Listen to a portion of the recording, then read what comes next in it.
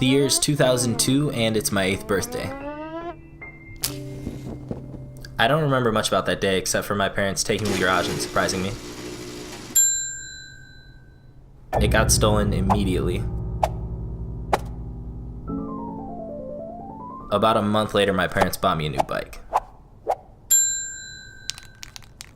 I was grateful to have it, but I didn't like the color.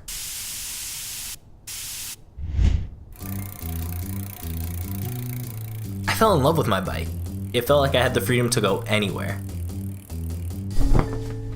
My cousins lived in the neighborhood, so sometimes I would ride over to their house.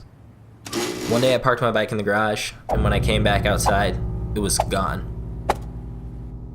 But this time was different, because I knew exactly who stole it.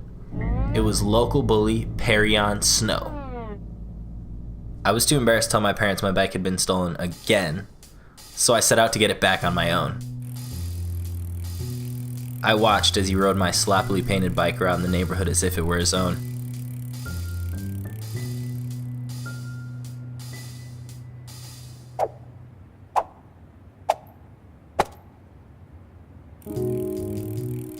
There is nothing more satisfying than taking back what's yours.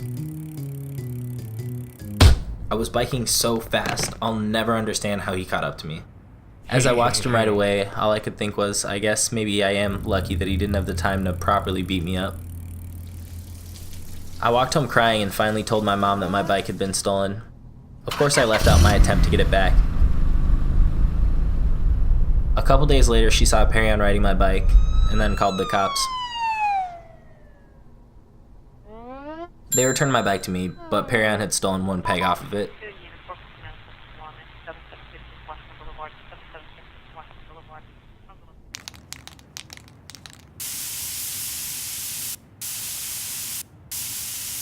After he tagged our house, my parents decided the neighborhood was getting too bad. And just like that, Perry had successfully stolen my bike, my neighborhood, my friends, everything. We moved into a new neighborhood, and I eventually made new friends. Perry hadn't crossed my mind in almost a decade, until one day when I was driving around the old neighborhood. I parked outside of his house and thought about what I should do next. As I sat in my car, I finally realized what he meant when he said, "You're lucky." I was lucky enough that my parents could buy me a bike, or two, so I never had to go steal one. In the end, I was lucky, and I guess in a weird way, Perry taught me to be thankful for everything that I have.